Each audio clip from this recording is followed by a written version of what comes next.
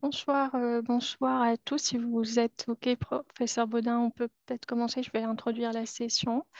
Bonsoir à tous nos participants et bienvenue. Merci d'être connectés ce soir pour suivre en direct avec nous l'intervention de professeur Frédéric Baudin, que je suis ravie d'accueillir pour nous parler aujourd'hui de la reconstruction mammaire. Donc, ce webinaire rentre dans le cadre de Octobre Rose, l'initiative annuelle qui soutient la lutte contre le cancer du sein.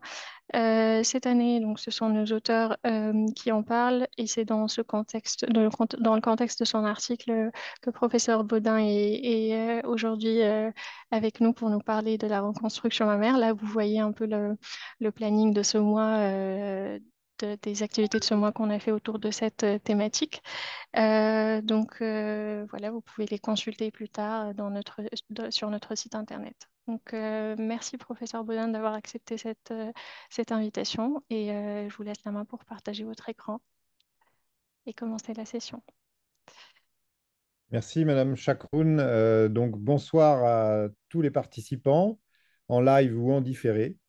Donc, je vais vous présenter en une vingtaine de minutes les techniques de reconstruction mammaire, euh, sujet que je connais bien puisque je pratique la reconstruction mammaire depuis une quinzaine d'années en tant que professeur de chirurgie plastique, reconstructrice et esthétique.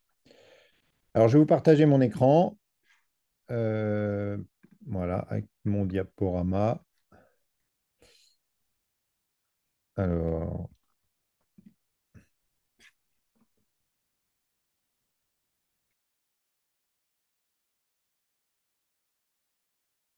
Vous avez coupé votre micro, euh, probablement sans faire exprès.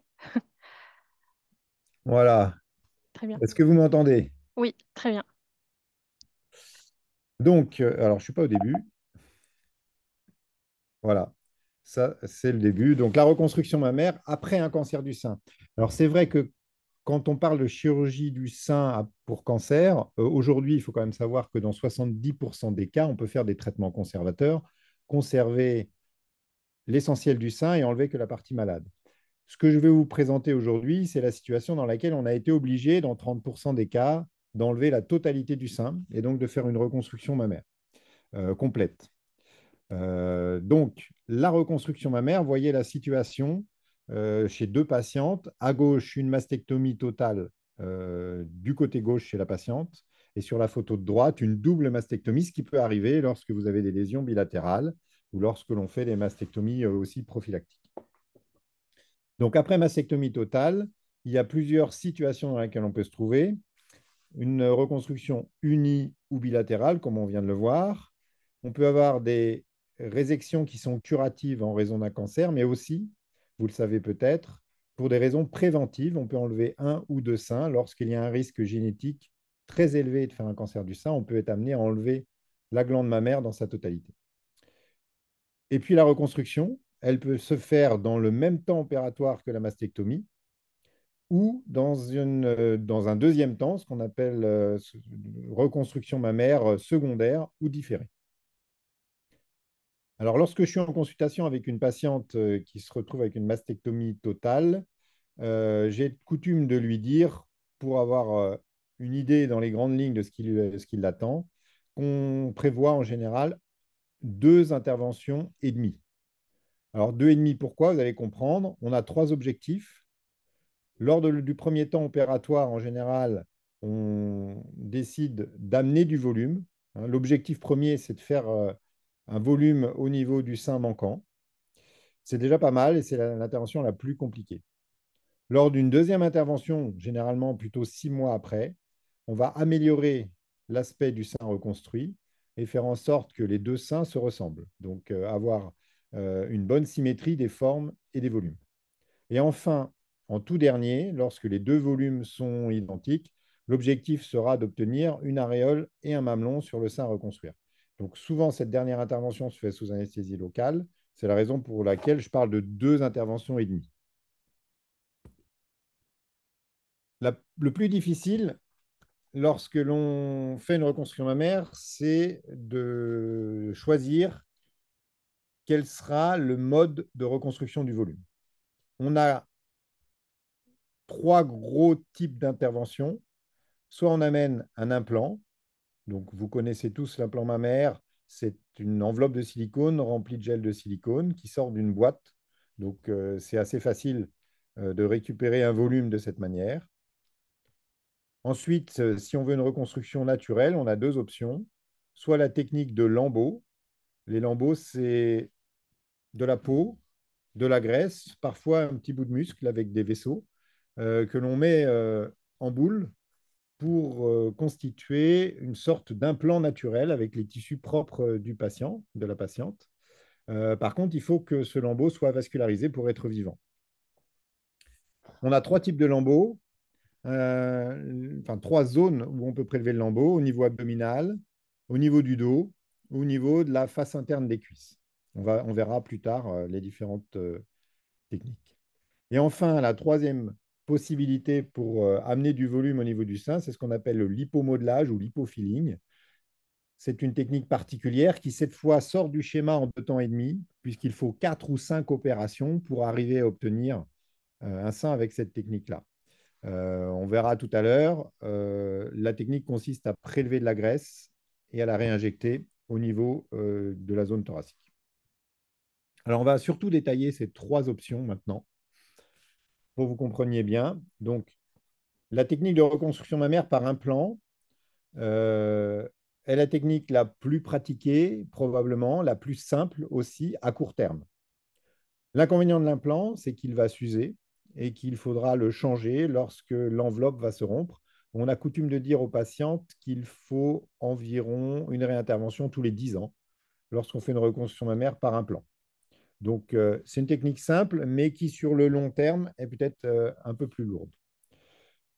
La prothèse mammaire, je vous le disais, c'est une enveloppe avec un élastomère de silicone et un contenu qui est aussi du silicone, mais sous forme de gel. Alors, les gels aujourd'hui ne sont pas liquides, ils sont relativement cohésifs. Donc, pas d'inquiétude si la prothèse se rompt. En général, le silicone reste dans la loge mammaire et il faut plusieurs mois avant que le silicone commence à infiltrer les tissus avoisinants. Donc, on peut attendre un certain temps avant de faire le changement d'implant. Alors, quelques détails techniques sur cette opération. Où se place l'implant? En général, on rouvre la cicatrice de mastectomie. On fait une loge. Alors, la technique classique consiste à faire une loge rétro-pectorale. Vous voyez ici dans le schéma de l'EMC, donc une incision des attaches inférieures et internes du muscle pectoral pour soulever cette partie inférieure du pectoral et faire une loge rétropectorale. Pourquoi on fait cette loge rétropectorale? Vous le voyez sur le schéma de droite, parce que si on a une désunion de la cicatrice, ce qui peut arriver, hein, s'il y a trop de tension ou s'il y a une nécrose des berges, eh bien, on n'est pas directement au contact de l'implant, mais on est sur le muscle qui, lui, peut cicatriser.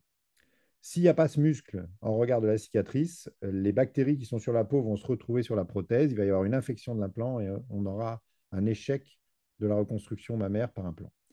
Donc, la technique classique consiste à faire une loge rétropectorale. Maintenant, aujourd'hui, il y a quand même des variantes. Il y a beaucoup d'écoles aujourd'hui qui proposent la mise en place d'un implant prépectoral avec éventuellement la mise en place d'une matrice dermique qui pourrait faire une poche complète autour de l'implant pour fixer cet implant en bonne position. Alors, c'est une pratique que moi, je ne fais pas, mais que d'autres chirurgiens peuvent proposer. Alors, voici l'exemple d'une mastectomie bilatérale, avec ici un manque modéré d'enveloppe cutanée. Et donc, on va pratiquer une technique spéciale qui consiste à faire un lambeau d'avancement abdominal. Vous voyez les flèches vers le haut. On va recruter la peau du ventre pour amener la peau qui manque pour faire une enveloppe cutanée suffisante autour de l'implant. Donc ça, c'est une technique qui est pratiquée souvent. Il faut simplement reconstruire le sillon sous-mammaire. Vous voyez ici deux profils, l'incision de la graisse en profondeur qui permet de créer un néosillon. Hein, vous voyez à droite avec le bistouri électrique. Et ce néosillon sera fixé au thorax pour refabriquer un sillon sous-mammaire. S'il manque beaucoup de peau, il y a une autre technique qui permet de créer de la peau, c'est ce qu'on appelle l'expansion. L'expansion cutanée permet d'insérer un implant presque vide ou peu rempli, qui va être gonflé progressivement au fil du temps et permettre ainsi de distendre la peau et de créer cette poche cutanée qui pourra recevoir un implant définitif de bonne taille. Donc ça, c'est une technique qui est très souvent pratiquée, surtout après mastectomie totale sur une peau irradiée qui n'est pas de très bonne qualité. Et vous voyez ici à droite une patiente chez qui on a posé l'implant, qui revient en consultation tous les 15 jours à peu près pour injecter 80, 100, 120 cc de sérum physiologique à chaque gonflage pour distendre progressivement cette peau. Quelques exemples pour vous illustrer ici. Donc, une mastectomie totale qui a été réalisée chez cette patiente. Elle vient pour une reconstruction mammaire. La peau est de bonne qualité, elle n'a pas été irradiée.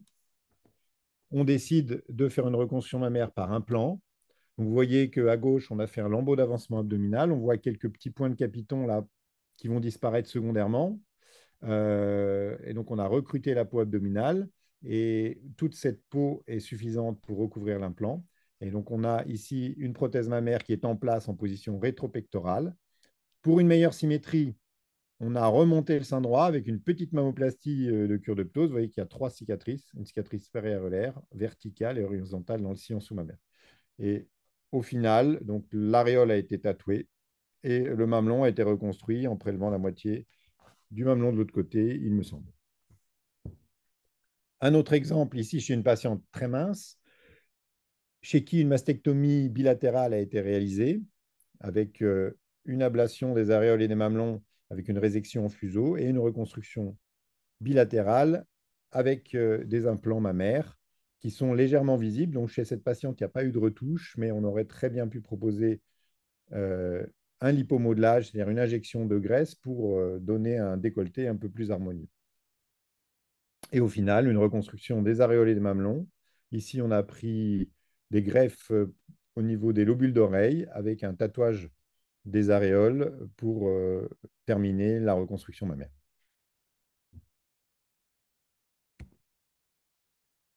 Alors, la deuxième technique que je vous ai présentée au début, c'est le lipomodelage exclusif. Là aussi, c'est une technique relativement simple qui consiste à faire des liposuctions.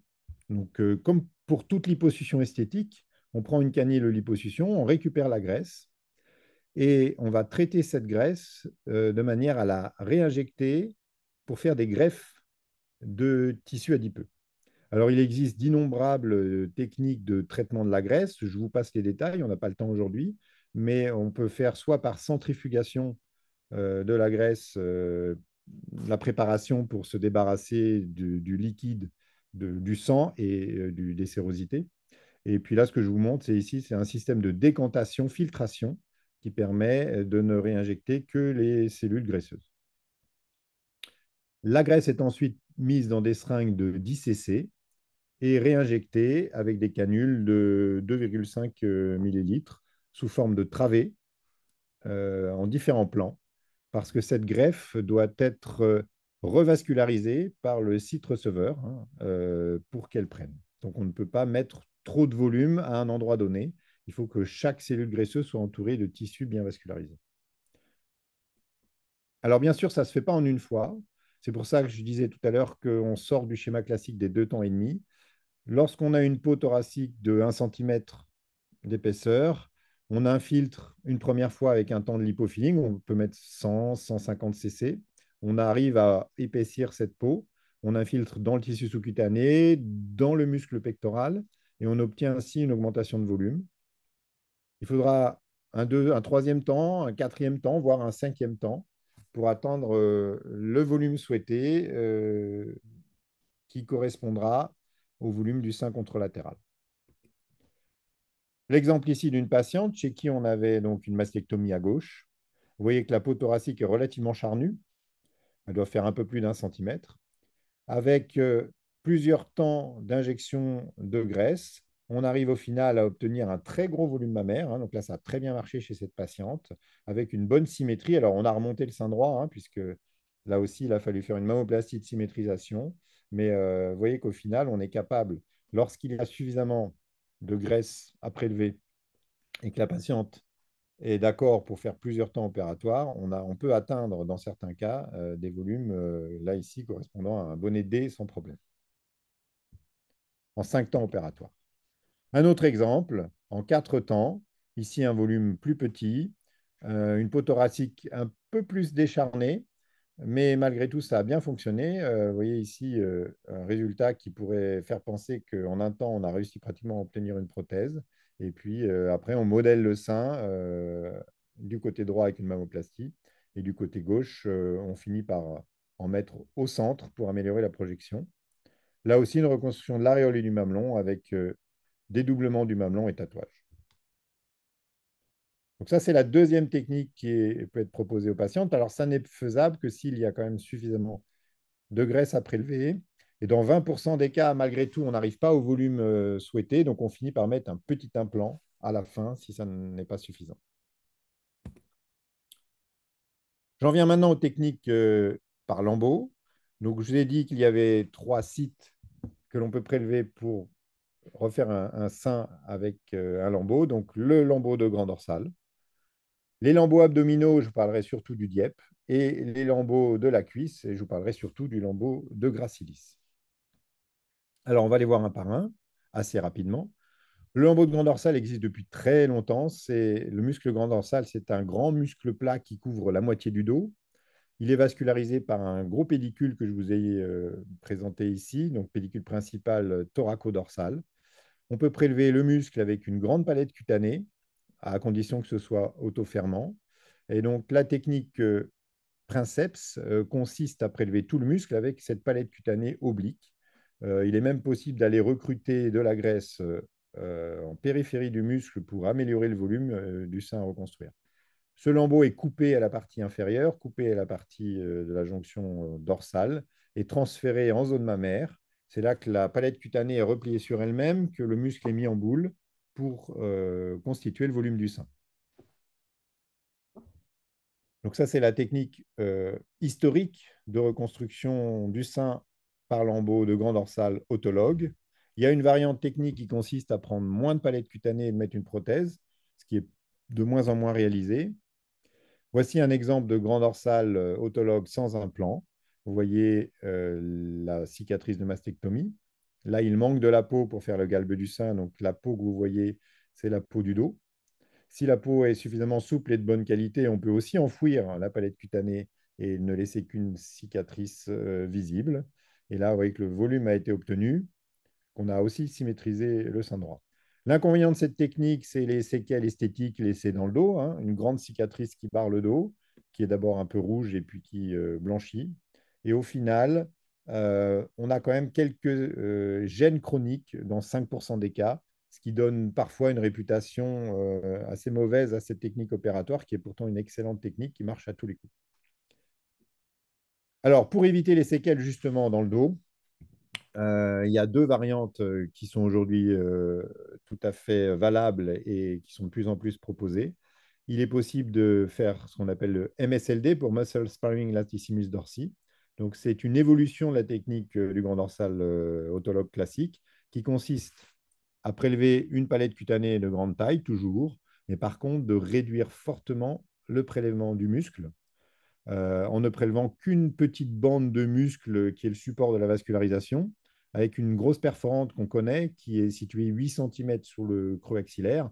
Et donc, la petite croix que vous voyez là au milieu de la palette cutanée, qui est la perforante qui est historiquement connue, enfin, qui est connue anatomiquement.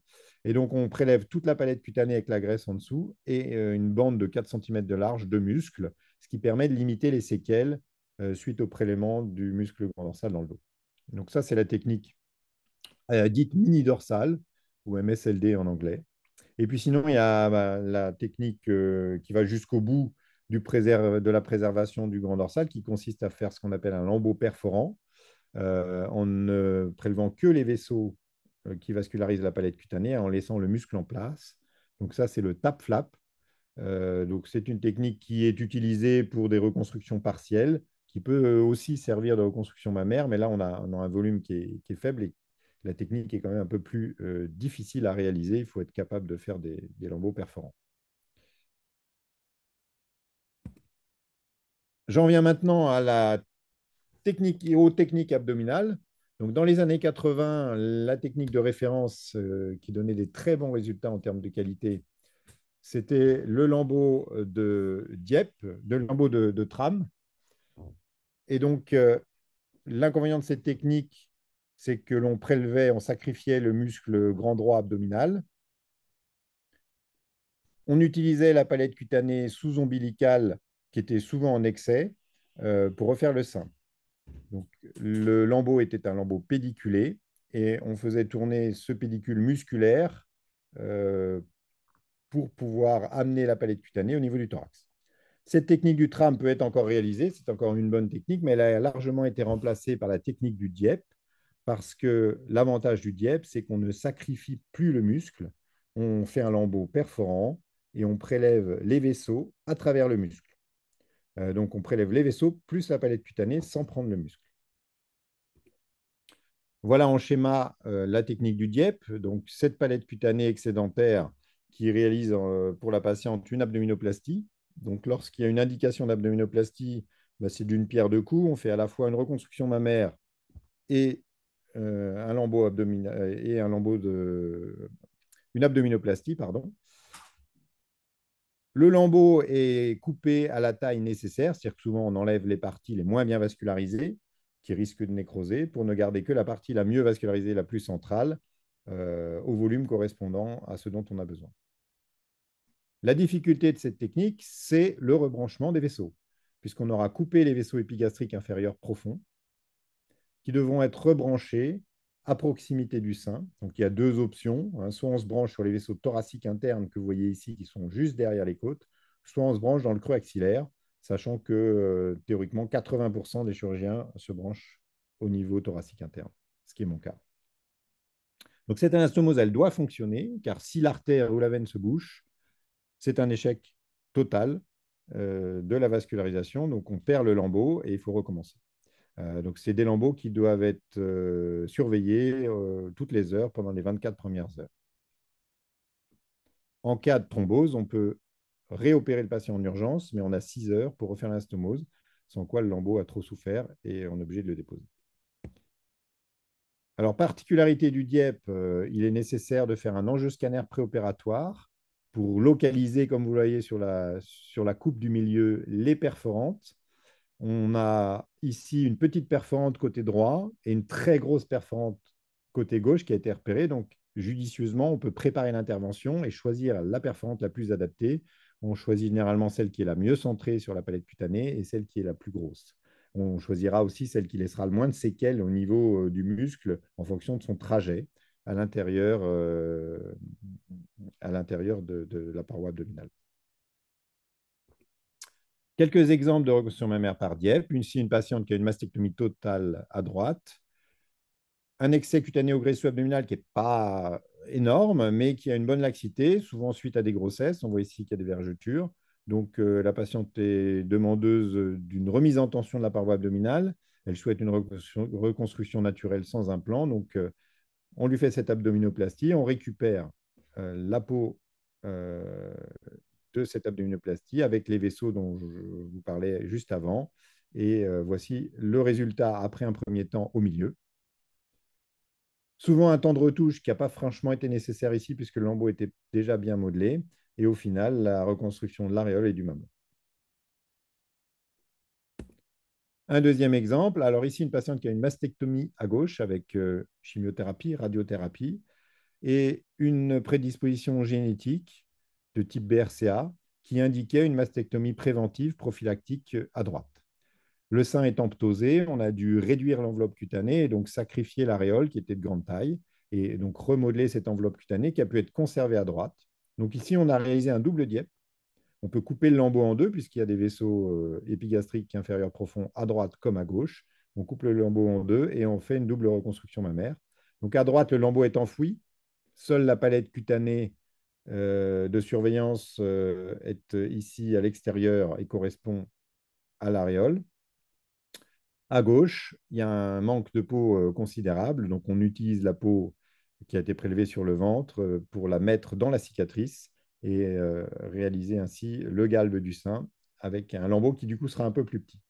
C'est la raison pour laquelle des retouches sont nécessaires. Vous voyez qu'ici le résultat n'est pas parfait, Il faudra liposucer un peu le lambeau à droite qui est trop gros, injecter un petit peu de graisse dans la partie supérieure et globalement injecter de la graisse à gauche pour augmenter le volume du sein gauche. Donc avec cette adaptation, au final, on obtient une symétrie des formes et des volumes des deux seins et tout à la fin, la palette cutanée à droite est tatouée pour refaire l'aréole et on fait le même tatouage à gauche pour obtenir la double reconstruction aréolaire. Vous voyez que les séquelles sur la cicatrice, les séquelles abdominales, la cicatrice abdominale ne sont pas négligeables, donc il faut montrer ces photos aux patientes en préopératoire, les prévenir qu'on peut avoir parfois une cicatrice haute, parfois disgracieuse, et que c'est le prix à payer pour avoir une reconstruction sans implant. La dernière solution par lambeau, c'est la technique du lambeau de Gracilis. Alors, c'est le même principe que pour le Dieppe, sauf qu'au lieu de prélever sur le ventre, on va le prélever à la racine de la cuisse. L'avantage esthétique, c'est de faire un lifting de cuisse. Et ici, on va prélever donc la peau qui est excédentaire à la racine de la cuisse et un petit muscle qui est le support de la vascularisation de cette palette cutanée avec un petit pédicule un peu court qui est schématisé ici.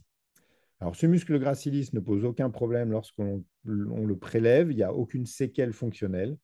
C'est un muscle adducteur accessoire.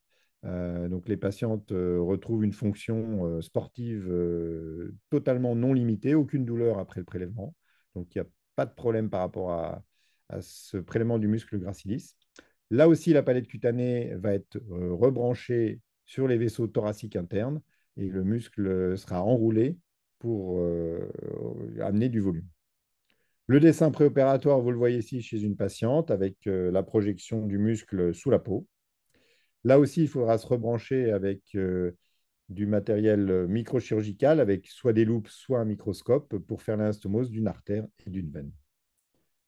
Ici, je vous montre comment la palette cutanée, donc le muscle est ici à gauche sur un prélèvement avec la palette cutanée, vous voyez, qui est beaucoup plus grosse que le muscle, et c'est la graisse sous-cutanée de la palette cutanée, surtout à la partie postérieure, qui va amener du volume.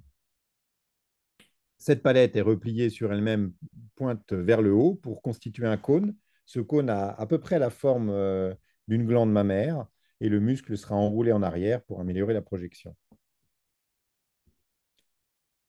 Lorsqu'on fait une reconstruction mammaire immédiate et qu'on a conservé l'enveloppe du sein, il est là aussi possible de faire tout de suite le mamelon avec un lambeau local.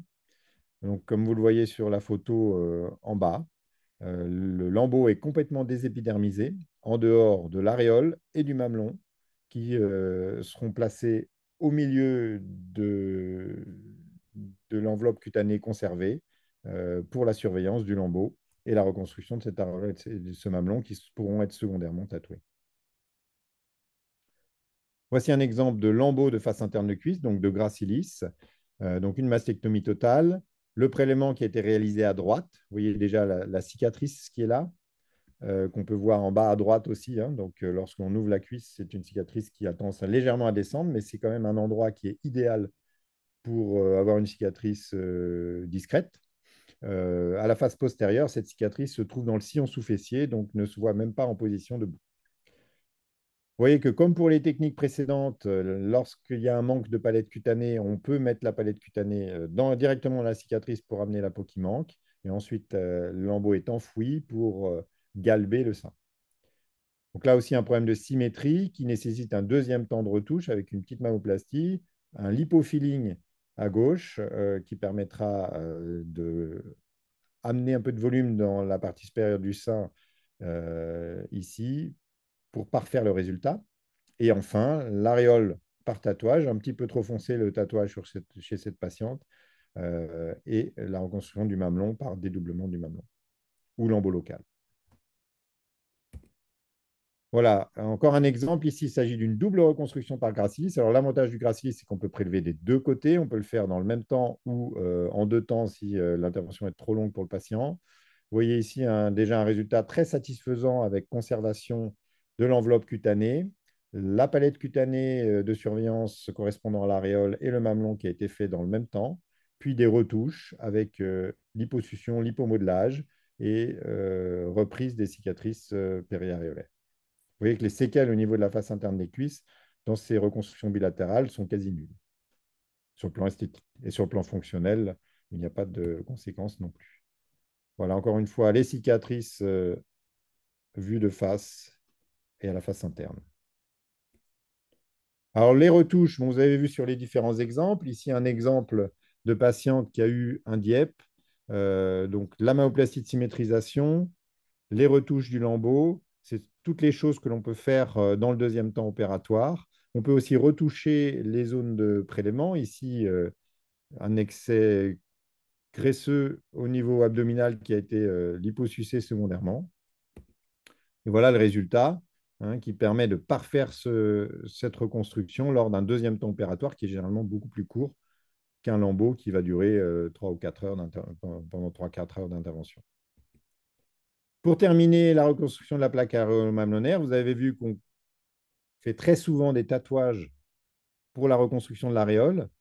C'est vrai que c'est quelque chose de simple, de reproductible, qui ne présente quasiment jamais de complications. Les infections sont exceptionnelles. Les allergies, j'en ai jamais vu. Donc pour l'aréole, c'est quand même quelque chose de très efficace, de très simple. Pour le mamelon, il existe plusieurs techniques. La préférée étant pour les reconstructions unilatérales, le dédoublement du mamelon restant, comme vous le voyez sur le schéma de l'EMC qui est au milieu. Mais le lambeau local est aussi une très bonne technique lorsque on est dans une reconstruction par lambeau. Vous voyez un exemple de lambeau local avec ici un lambeau trapézoïdal de type Bosvik avec trois petits lambeaux qui sont repliés sur eux-mêmes pour constituer un cône qui refera judicieusement le galbe du mamelon.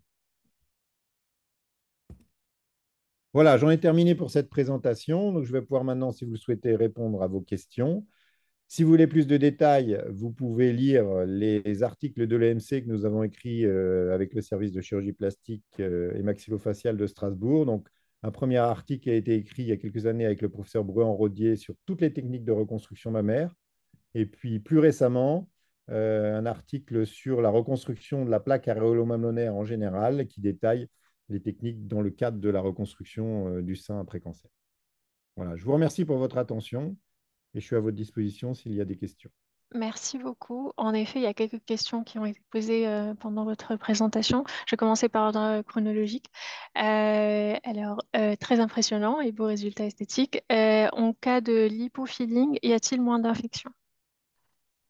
Alors, ça dépend par rapport à quoi. Alors, c'est vrai que l'infection lors d'un lipomodelage est très rare. On doit avoir 1 ou 2 d'infection lorsqu'on fait la technique du lipomodelage. Effectivement, c'est très rare. D'accord, très bien. La deuxième question, c'était en cas d'infection précoce post-pose d'implant, en position pré-pectorale, après ablation de la prothèse et antibiothérapie. Dans Oui. combien de temps mettez-vous un expanseur pour avoir du volume à nouveau et dans combien de temps l'implant définitif? Alors, dans les techniques de sauvetage, hein, s'il y a une colonisation de l'implant par les germes avec un sérum périprothétique ou carrément une infection de l'implant, on a tendance de plus en plus à essayer de sauver la reconstruction mammaire. Donc, il faut faire un lavage abondant de la loge mammaire. Il faut remettre un implant, mettre des antibiotiques et on arrive, enfin, de plus en plus, on essaye de sauver les reconstructions mammaires en mettant immédiatement un expandeur. L'expandeur permet de dégonfler un peu le volume et d'éviter la tension sur la cicatrice pour éviter une nouvelle désunion de cicatrice. Donc, dans certains cas, s'il n'y a pas une grosse infection et si les tissus ne sont pas colonisés par les germes, on peut tenter un sauvetage. Lorsque il y a trop de souffrance cutanée ou que l'infection est déjà bien avancée, il est clair qu'il faut déposer l'implant, refermer la cicatrice, drainer et attendre 6 mois avant de repartir sur une nouvelle opération pour remettre en place un expandeur. Voilà, donc il y a deux situations, hein. Soit on essaie tout de suite de refaire la reconstruction en nettoyant, en changeant l'implant, soit on attend 6 mois si l'infection est déjà trop avancée. Mhm. D'accord. Après, on a une question par rapport à la stratégie ou technique de reconstruction chez une patiente diabétique avec Oui. signe d'artériopathie. Voilà. Alors, effectivement, tout ce que je vous ai montré là, c'est des techniques qui doivent être évaluées. On n'est pas obligé de faire une reconstruction mammaire chez quelqu'un qui est fragile et qui a des risques opératoires. Donc, on prend en compte tous les antécédents. Les antécédents peuvent être le tabagisme, les risques hein, qui peuvent entraîner des complications, c'est le tabagisme, c'est le diabète, c'est les anticoagulants, etc. L'artériopathie en fait partie. Donc, on va évaluer les risques opératoires. S'il y a d'antécédents, on pourra plutôt conseiller à la patiente une abstention chirurgicale pour éviter de l'embarquer dans une aventure qui risque d'être traumatisante. Maintenant, une patiente diabétique avec artériopathie, c'est vrai qu'on évitera peut-être les techniques complexes par lembo. On tentera plutôt les techniques plus simples par lipofilling ou par prothèse. Et donc le lipofilling est-il définitif ou doit-on faire des retouches? Alors, Juste. lipofilling, de toute façon, il n'y a pas qu'un temps. Donc, chaque temps étant une retouche par elle-même. Donc, on s'arrête quand on est satisfait. Le lipofilling permet d'amener du volume. On sait qu'il y a peut-être 20 à 30% de la graisse injectée qui va se résorber. Euh, donc, par contre, une fois que les 70% de graisse sont pris, c'est quelque chose qui reste pour la vie. D'accord. C'est définitif. Ok. Alors, on a une autre question par rapport aux bioprothèses mammaires résorbables et produites par impression 3D, type Lattice médicale. Est-ce que ça vous paraît de bonnes alternatives aux prothèses mammaires siliconées ou en polyéthane dans le futur? Alors ça, c'est une excellente question. C'est l'avenir. Disons que là, je vous ai présenté 5 techniques de reconstruction mammaire. Aujourd'hui, la recherche est en train d'essayer de mettre au point une sixième solution que vous venez de citer. Alors aujourd'hui, c'est en cours d'évaluation. Il y a des recherches cliniques qui débutent simplement. C'est trop tôt aujourd'hui pour le présenter en routine. Par contre, ce qu'il faut savoir, c'est qu'il y a des essais cliniques qui vont débuter dans les semaines à venir. Donc s'il y a des patientes qui sont intéressées, c'est une technique qu'on peut mettre en place dans certains centres, hein, donc à Paris, à Lille, à Strasbourg et à Barcelone. Donc, en 2 mots, le principe, c'est de effectivement construire, mettre une prothèse dans l'enveloppe cutanée, mais c'est une prothèse qui sera résorbable et dans laquelle on va placer un tout petit lambeau qui aura la vertu de grossir en même temps que l'implant se résorbe. Donc, c'est une solution totalement innovante qui va être évaluée dans les années à venir. Donc, on peut en parler. C'est le professeur Guéreski de Lille qui est à l'origine de cette technique avec le projet Lattice. Mhm. Donc, voilà. Donc, je vous en parle parce que je participerai aux inclusions à Strasbourg dans quelques semaines. Ah, très bien. Merci. Et on a une dernière question. Pour combien de temps faut-il attendre pour faire la reconstruction différée sans et avec radiothérapie? Alors, c'est une bonne question. Historiquement, quand j'ai débuté ma carrière, on me disait qu'il fallait attendre un an avant la fin des rayons pour que les tissus aient le temps de récupérer. Lors des derniers congrès de chirurgie plastique, on était à peu près tous d'accord ces dernières années pour dire que 6 mois, ça suffit. Mais il est de bon ton d'attendre au moins 6 mois après la fin des rayons pour débuter une reconstruction mammaire, D'accord. Très bien. pour éviter les Merci. complications, si vous voulez, de cicatrisation. Hein, parce qu'on a Mhm. une radiodermite après radiothérapie avec un œdème, avec un défaut de cicatrisation qui existe. Donc, c'est mieux d'attendre pour éviter les complications. D'accord. Bah, merci beaucoup. Merci pour toutes ces réponses parce que à toutes les questions qui ont été posées en direct. Donc, merci à tous d'être présents ce soir. Donc, je vous rappelle que le mois Octobre Rose est encore en cours et qu'on a encore quelques contenus disponibles en ligne sur cette page-là que vous voyez s'afficher Octobre Rose Elsevier. Donc n'hésitez pas à y aller, à les consulter. Merci encore à vous, professeur Baudin, pour votre intervention ce soir. Avec plaisir. À Je vous bientôt. dis à bientôt. Bonne soirée. Au Au revoir. revoir.